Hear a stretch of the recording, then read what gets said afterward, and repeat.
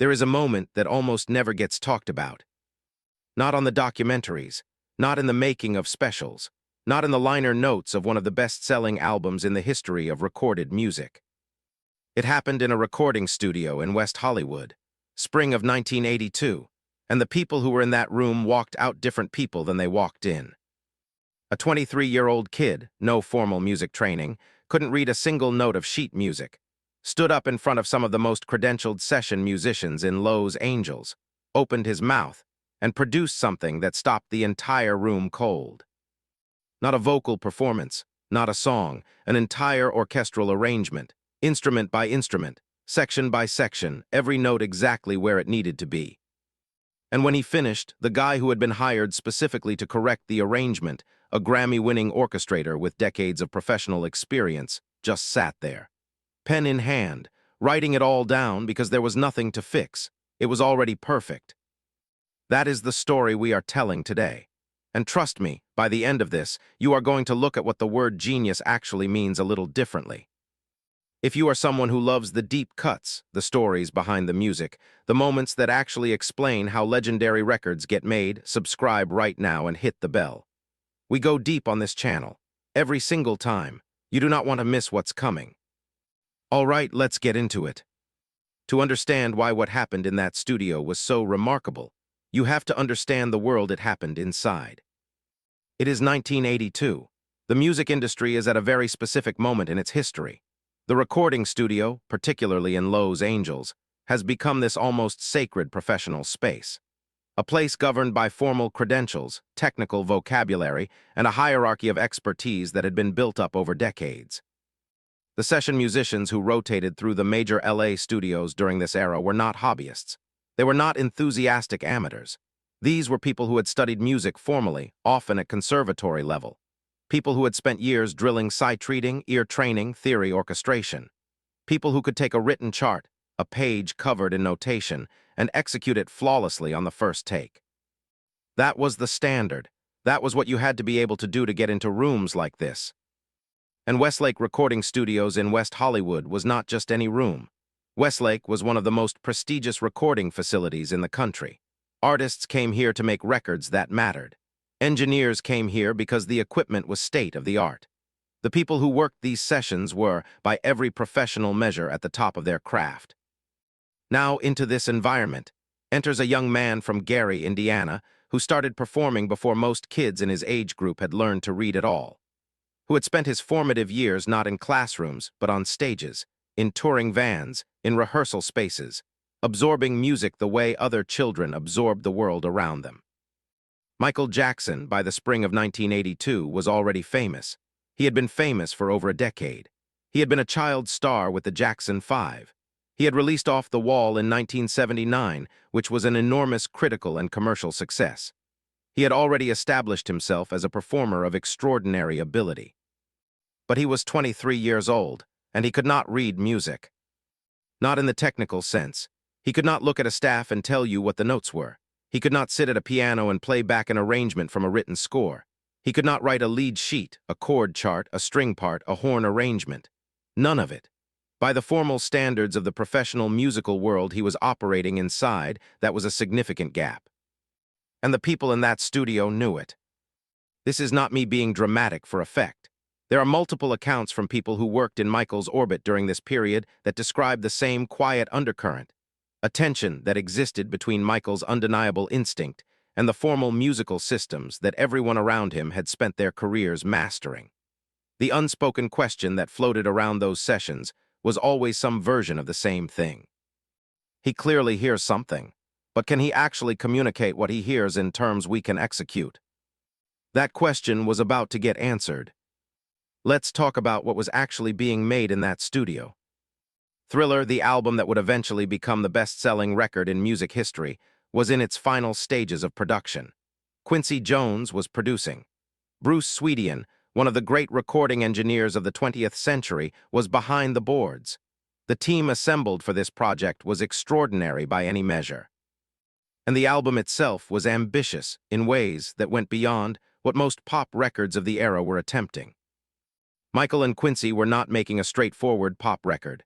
They were constructing something layering live instrumentation with synthesizer textures, blending the tightness of funk and R&B with orchestral elements that gave certain tracks an almost cinematic quality. Every decision was intentional. Every sonic choice was deliberate. The problem is that, when you are working at that level of intentionality, the gap between roughly what you want and exactly what you want becomes enormous. A string arrangement that is 80% right is not good enough when you are trying to make a record that is supposed to be the best of anything anyone has heard. And Michael, by every account from people who were present during those sessions, heard the difference. Every time. Bruce Swedian, who spent more time recording Michael than perhaps anyone else, described it this way. Most artists come into the studio and they hear the song. They know the melody, they know the feel, they know roughly what they want it to sound like when it's done. That is normal. That is how most artists work. Michael came in hearing the record, the full thing, all at once. Before a single note had been tracked, he had a complete internal version of what the finished product was supposed to sound and feel like. And every decision made during the recording process was evaluated against that internal version. He knew when the bass drum hit wasn't sitting right against the bass guitar. He knew when the reverb on the snare was creating too much weight in the transition into the chorus. He knew when the strings were sitting on top of the rhythm section when they needed to be moving against it. He knew all of this not because he could describe it in the technical language of professional music production. He largely couldn't, but because he had spent his entire life listening to records at a level of depth that most people never reach. Here is something worth really understanding. From the time Michael was a small child, he wasn't just enjoying music. He was studying it, not in a formal academic way, but in the most complete way imaginable. He would listen to a record until he knew every single layer of it, until he knew not just the vocal melody but the counter-melody and the backing vocals, not just the rhythm section but the specific way the guitar was comping in the pocket, the way the horn stab was voiced, the space between the kick drum hits. He was not listening casually, he was absorbing architecture. And by the time he was standing in Westlake's studio at age 23, he had been doing that for his entire conscious life. The music wasn't something he knew about, it was something he had become. That is the context, now the session. There was one track that was still not right. The session had run long. The kind of long where the coffee stops working, and even the most experienced engineers start making small, stupid mistakes. People had been in and out of the studio for hours. Michael had been in and out of the booth, listening back, adjusting, redirecting, moving through the room with that focused, restless energy that the people who worked with him regularly had learned to recognize. It meant something wasn't landing. Something in the arrangement was off. The strings specifically, the way they were sitting in the bridge, were doing something that was close to right but not right. And close to right in a session like this is the most frustrating possible thing because you can hear the potential, you can almost hear what it should be, but there's something in between you and it that you cannot quite name. Into this room walks Gerald O'Brien. Now, Gerald O'Brien is important to this story, and I want to spend a moment on who he actually was because it matters. O'Brien was a session orchestrator. He was not a sideman, not a session guitarist or a drummer who showed up to play his part and go home. He was the kind of person who got called when a producer needed someone to take a vague, creative direction and turn it into a complete written score that an orchestra could sight-read and execute. He had credits on multiple Grammy-winning records. He had worked alongside Quincy Jones before.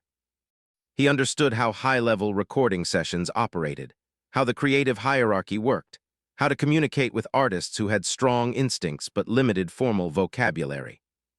In other words, he was exactly the kind of professional who was equipped to handle a situation where the artist couldn't describe what they wanted in technical terms. That was part of his job. He was a translator.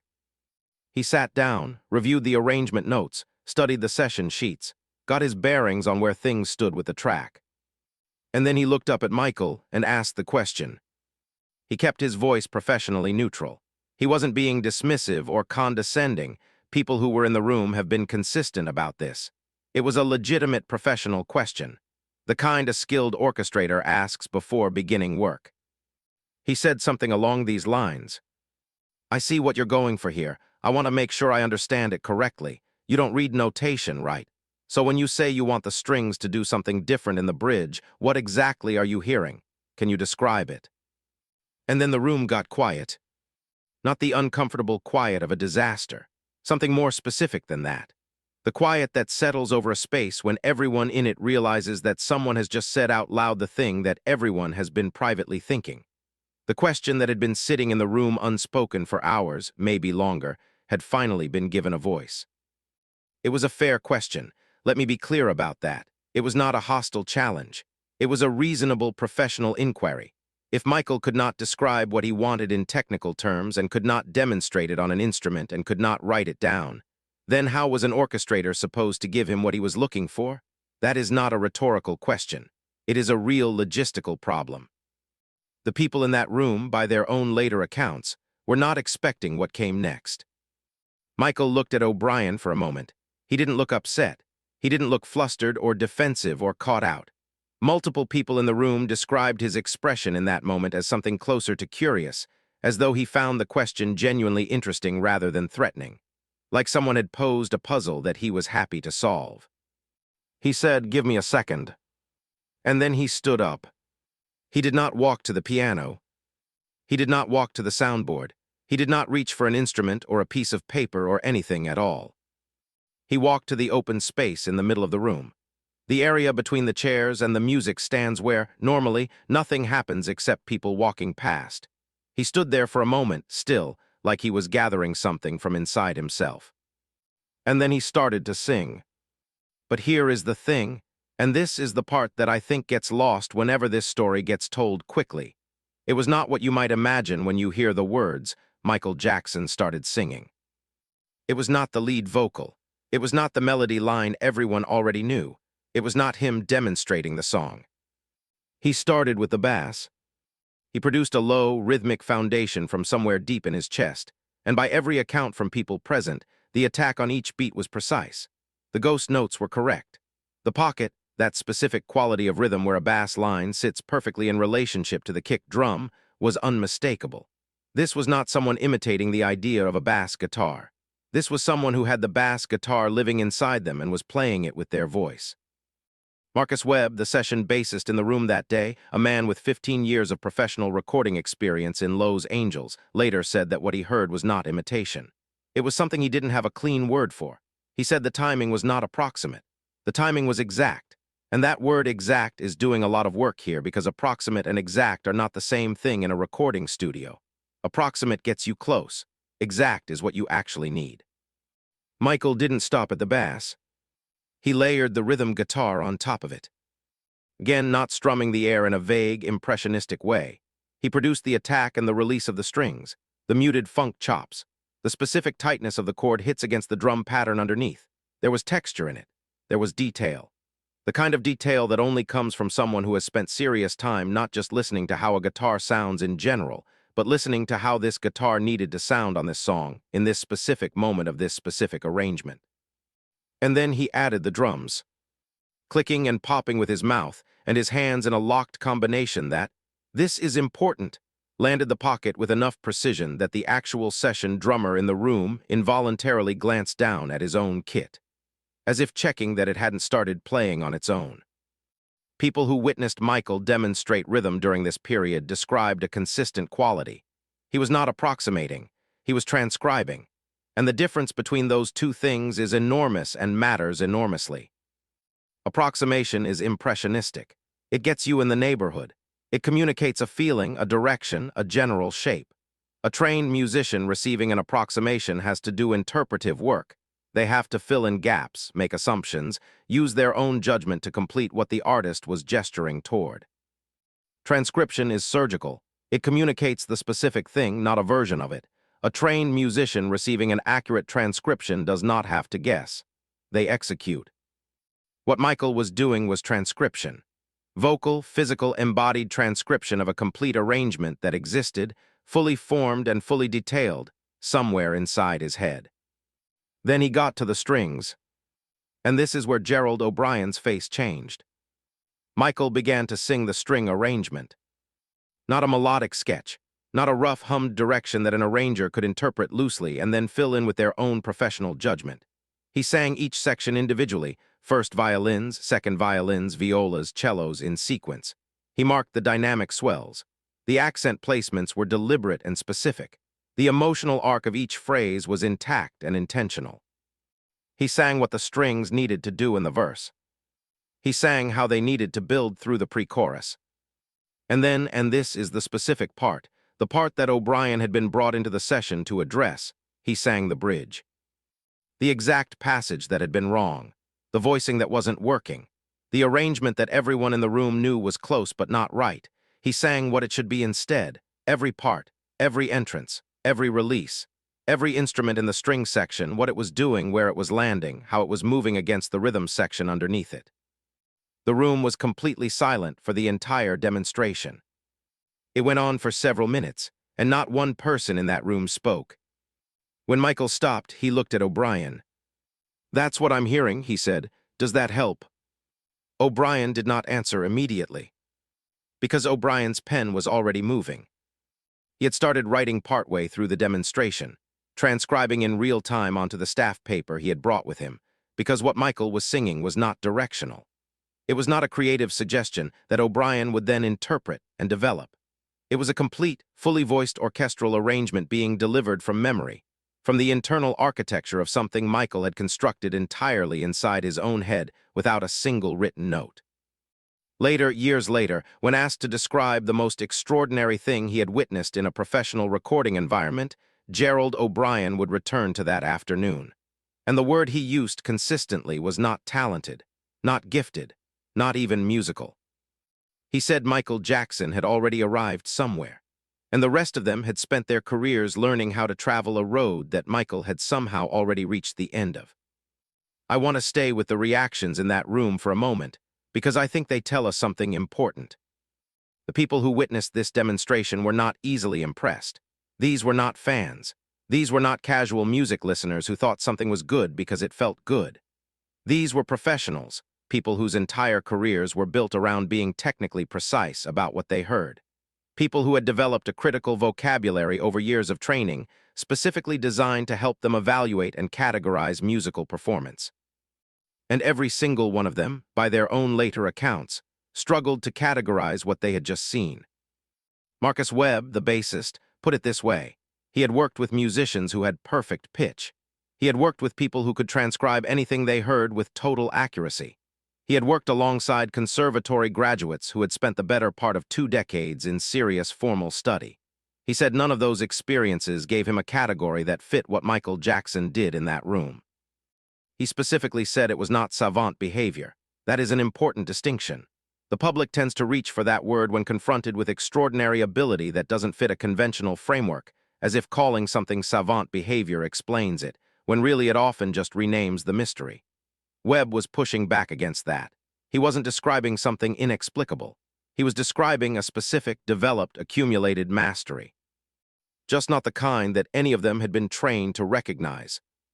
The string section leader, the person who would ultimately receive the written parts after O'Brien notated them, had a moment of his own that is worth talking about. When the session musicians sat down with the written arrangement that O'Brien had transcribed from Michael's demonstration, the section leader paused at a specific voicing in the bridge, lowered his bow, and asked who had written this passage. Not because it was wrong, because it was unusual. The voicing, the specific way the string parts were distributed, and the way they were moving in relationship to each other, was not the kind of thing a conventionally trained arranger would naturally arrive at. It did something that surprised him.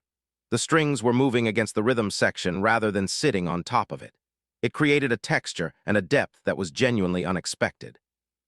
O'Brien told him it was Michael Jackson's arrangement. The section leader said, "He wrote this." O'Brien said, "He sang it." There was a long pause. And then the section leader repositioned his bow and said, "Okay, let's go from the top." I love that moment. I love it because of what it doesn't say. There is no further comment. There is no expression of skepticism or amazement. There is just that pause where a trained professional is privately recalibrating something he thought he understood, and then the professional decision to move forward and do the work. Because the work was ready. Whatever process had produced it, the arrangement was exactly what was needed. And when something is exactly what's needed, you play it. Here is something I want to make sure lands clearly. What happened in that room during the Thriller sessions was not an isolated incident. It was not a fluke.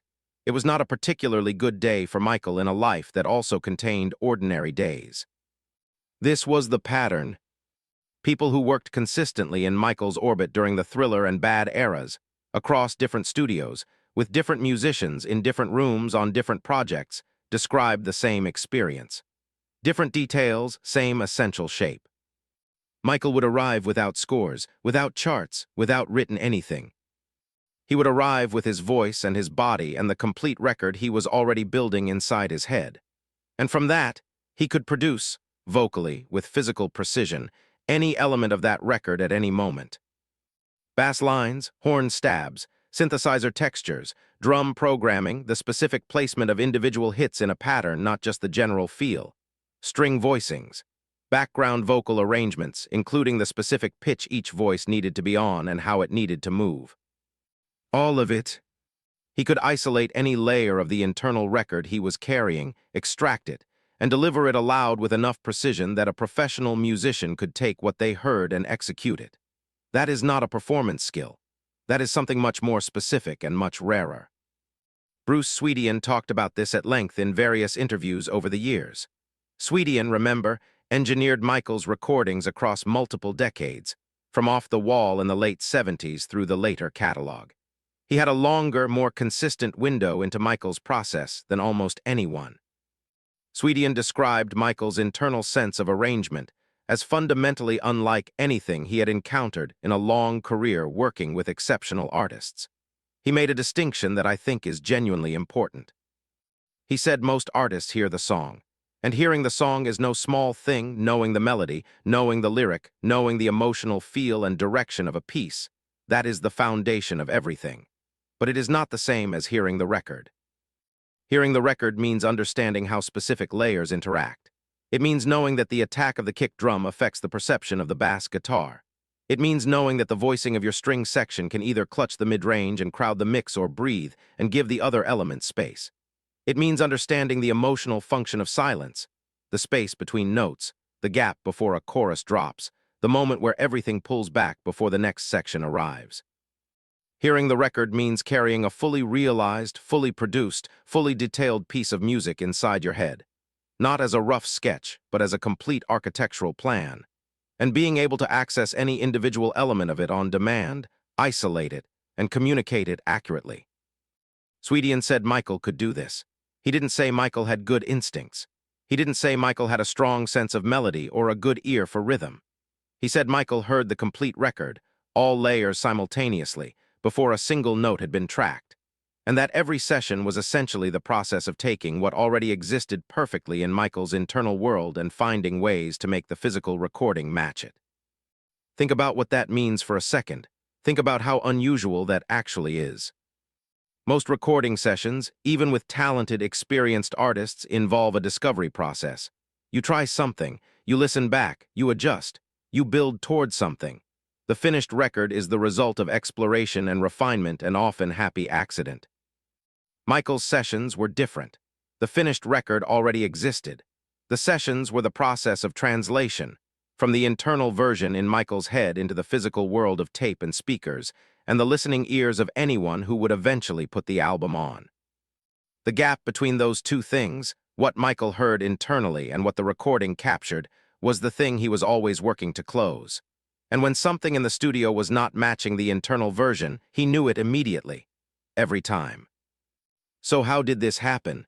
Where does this kind of internal architecture come from? This is the question that I think is most worth sitting with.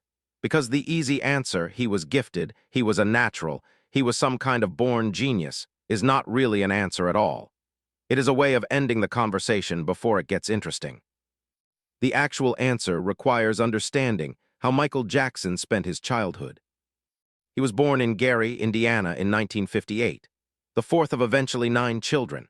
His father, Joe Jackson, had musical ambitions of his own that had not materialized, and he channeled those ambitions into his children with an intensity that has been documented and discussed extensively. Michael began performing with his brothers as part of the Jackson 5 when he was around 5 or 6 years old. What that means practically is this. From the time Michael Jackson was old enough to hold a coherent memory, he was living inside music, not studying it in school, not taking lessons in the traditional sense, living inside it, performing it, recording it, traveling with it, absorbing it in every possible form on a daily basis. He grew up in recording studios. He grew up watching producers and engineers and session musicians work.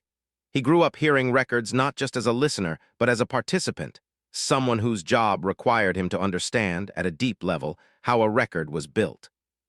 And then there was the listening. Multiple people who were close to Michael during different phases of his life have described the same habit. He listened to records with an almost obsessive intensity. Not casually, not as background music, but with his whole attention repeatedly until he had absorbed every layer. He listened to James Brown until he understood not just the groove, but the specific way James Brown's rhythm section locked together. He listened to Motown records until he understood the arrangement philosophy, how those productions used space and simplicity to create something that felt full and warm. He listened to orchestral music. He listened to movie soundtracks. He listened across genres and across decades, accumulating an understanding of how recorded music worked that went far deeper than conscious knowledge. This is not a story of someone who was born knowing things. This is a story of someone who spent their entire childhood and adolescence doing something that most trained musicians never actually do, listening at a level of depth and consistency that eventually collapsed the boundary between hearing music and producing it. By the time Michael was a young adult working on records at a professional level, the accumulated listening had become something else. It had become structural understanding, an internal map of how great records were built, a capacity to hear, with complete detail, how every element of a recording needed to behave in relationship to every other element. He had built this not through formal study but through total immersion, and the result was not a collection of facts about music. It was something more fundamental. It was a way of perceiving sound that most formally trained musicians, for all their credentials and expertise, simply did not have. Gerald O'Brien came to his own understanding of this over the years after that afternoon. He said that formal music training, the kind he had, the kind that gave him his career, is, at its core, a system for translation. You learn to convert sound into notation. You learn to read notation and convert it back into sound. You learn to take what exists in one form and render it accurately in another form. The system is powerful. It is the foundation of Western musical culture. It is what makes orchestras possible, what makes it possible for a composer to write something in silence and have it performed by 100 musicians who have never met each other. But O'Brien said the training had given him a blind spot. He had spent so long developing the translation skills that he had unconsciously begun to assume that if you couldn't navigate the translation system, you couldn't have arrived at the destination. Michael had arrived at the destination by a completely different road, one that formal training had no name for and no framework to evaluate. Thriller was released in November of 1982. In the first year after its release, it sold at a rate that the music industry had genuinely no precedent for. It eventually moved 66 million copies worldwide. For decades, it held the record as the best-selling album in music history. And musicians, engineers, producers, and critics have spent more than 40 years trying to describe, specifically, what makes it work the way it does. What gives it a quality of depth and texture and life that most records, even very good records, simply do not have. Some of it is Quincy Jones's production. Some of it is Bruce Swedian's engineering. His use of space and dynamic range was genuinely revolutionary for a pop record of that era. Some of it is the quality of the songwriting and the performances. But there is something else, something that is harder to name and harder to point at. The record sounds intentional at a molecular level. Every element is exactly where it needs to be, doing exactly what it needs to do. The bass and the kick drum have a relationship. The string arrangements have a relationship with the synthesizer pads. The background vocals are not decorating the lead, they are structural. The space in the mix is not accidental, it was designed. And a meaningful part of that intentionality traces back to the fact that the person directing those sessions was carrying a complete internal version of what the finished product needed to be. Not a rough blueprint, a complete, detailed, fully realized architectural plan. And he held that plan, unfailingly, consistently in every session over months of recording, and evaluated every decision against it. The string arrangement that Michael sang into existence on that afternoon in West Hollywood, the unusual voicing, the way the strings moved against the rhythm section rather than sitting on top of it, is one of the elements that musicians who have analyzed the album in detail point to when they try to explain why it sounds the way it sounds, why it has dimensions that most records don't have. Most people who have listened to that album across the decades had no idea that arrangement was sung into existence by a 23-year-old standing in an empty space on a studio floor, delivering a complete orchestral score from memory, while a room full of credentialed professionals sat in silence. They just heard a great record, which in a way is exactly the point. Great work doesn't explain itself. It doesn't announce its origins or justify its methods. It just lands. It just works. And the story of how it got there, the afternoon, the question, the silence, the voice rising in the middle of the room, that story exists separately, carried by the people who were present. Until someone decides to tell it. I want to spend a few minutes on what I think this story is actually about. Because there is a version of this story that is just a cool anecdote. Michael Jackson surprised some people in a recording studio. They were impressed, moving on. And that version is fine. The anecdote is genuinely remarkable. But I think the story is pointing at something more significant than the anecdote, something worth actually sitting with. There are two kinds of musical intelligence that this story puts in the same room. The first kind is the kind that formal institutions are built to produce and recognize. The kind that shows up as sight-reading ability, ear training scores, theory knowledge, the capacity to notate and to interpret notation. The kind that earns credentials from conservatories and gets you into rooms like the one at Westlake Studio in the spring of 1982. This kind of intelligence is real. It is powerful. It makes possible things that would otherwise be impossible. Without it, orchestras don't function. Without it, the enormous collaborative infrastructure of professional music falls apart. The ability to write music down and have other people read it and play it back accurately is one of the most consequential inventions in human cultural history. I am not in any way dismissing it. But what the Thriller sessions, and specifically what that afternoon, demonstrated is that there is another kind. A kind that the formal system was not built to measure, and was not, in many cases, equipped to recognize until it was standing directly in front of people and singing. This second kind develops not through structured formal study, but through total, sustained, deeply attentive immersion. It accumulates not in notation, but in the body, in the muscles of the voice, in the physical memory of rhythm, in an internal ear trained through decades of listening, until the separation between perceiving music and generating it collapses entirely. Michael Jackson had not memorized rules. He had internalized architecture, and those are fundamentally different things. When you memorize rules, you can apply them. When you internalize architecture, you can generate from it. You don't retrieve a rule and apply it. You perceive a space and understand intuitively what it needs. Gerald O'Brien spent years of his professional life learning to translate between the world of sound and the world of notation. That skill is remarkable and genuinely valuable. But he recognized, on that afternoon, that Michael had never needed the translation. He had arrived at the destination, a complete, detailed, accurate understanding of how orchestral arrangements functioned and what they needed to do without having traveled the road O'Brien had traveled. There is a version of this story that is about Michael Jackson being special, being an exception, being the one person in history who could do this particular impossible thing. And there is truth in that. What Michael had was extraordinary by any measure. But I think there is also a more broadly applicable version of this story. A version about how we measure intelligence and expertise. A version about the limitations of credential systems, systems that are genuinely useful, but that are also, by their nature, only able to recognize what they have been designed to recognize. The music world of the early 1980s was very good at recognizing one kind of musical intelligence. It had spent a long time developing tools, notation, theory, ear training, conservatory education, specifically calibrated to develop and measure that kind. What it was not calibrated to recognize was someone who had taken a completely different road to an equally valid, and in some ways more complete, destination. It took a moment where Michael Jackson stood up and sang an orchestra into existence for the people in that room to realize that the map they were using did not cover all the territory that existed. That is a humbling thing to realize, and it is, I think, a thing worth realizing.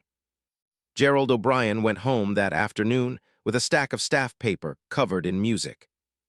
music that he had transcribed in real time from a demonstration given by a man who could not read a note. Music that would go on to become part of an album that defined a decade, changed an industry, and has been analyzed and studied and marveled at for more than 40 years. O'Brien, by multiple accounts, never quite looked at musical intelligence the same way after that session. He continued his career, he was very good at what he did, and that did not change. But the framework he used to evaluate expertise had been permanently altered by what he witnessed. He said the experience made him rethink the word qualified. What does it mean to be qualified to direct the recording of a complex orchestral arrangement? The conventional answer is, you must be able to read notation, you must be able to communicate in the technical vocabulary of orchestration, you must have the formal credentials that demonstrate mastery of those skills. By that definition, Michael Jackson was not qualified. But what happened in that room happened. The arrangement was delivered. It was delivered accurately and completely and with greater structural clarity than most trained musicians could achieve from a written score. And when the session musicians played it, it was right. Not approximately right, exactly right. So what does qualified actually mean? O'Brien came to believe that the honest answer is, it depends on what tools you are using to get to the destination, and that the destination, a complete, functional, beautiful orchestral arrangement, does not care which road you took to arrive at it. The musicians who played on Thriller were extraordinary. Quincy Jones's production was extraordinary. Bruce Swedian's engineering was extraordinary. The songwriting was extraordinary. And the creative vision at the center of all of it, the internal record that Michael Jackson carried from the first session to the last, the complete architectural plan that he held with perfect clarity and measured every decision against, that was extraordinary too. Different kind of extraordinary, same result. Here is what I keep coming back to, thinking about that afternoon. A room full of people who had spent years learning to do something remarkable, translate sound into a language that could be written down, shared, and executed by people who had never even heard the original. Sat in silence, while a young man demonstrated that he had arrived at the same place from a direction none of them had traveled. There was no drama, there was no confrontation. There was just a question, a pause, and then a voice rising in the middle of a room. And then there was silence, the kind of silence that only happens when something has just made everything very clear. The album was finished. It was released into the world. It sold more copies than any record before it and for a long time after it. Millions of people put it on and listened and felt something they couldn't fully name, that quality of intention and depth and life that separates records that are good from records that are great. Most of them had no idea that part of what they were feeling was the sound of an orchestra arranged by a 23-year-old who couldn't read music. Arranged not on paper, not at a piano, not through any of the conventional tools of formal musical training. Arranged in the middle of an empty room, in the air from memory with a voice. That is not a story about overcoming a limitation. That is a story about what intelligence looks like when it grows in soil that formal systems never thought to plant in. If this story hit differently than you expected, if it made you think about genius or expertise or how we measure capability in a new way, I would genuinely love to hear your thoughts in the comments. What is the most extraordinary moment you know about in the making of a great record? Not just Michael Jackson, any artist, any session, any story where something happened behind the glass that the finished product never fully explains. Drop it below. I read every single one. And if you want more of this, deep dives on the moments behind the music, the stories that rarely get told, the afternoons that changed what was possible, subscribe. We do this every week, and some of the stories we have coming are even more extraordinary than this one. Hit that bell so you don't miss them. See you next time.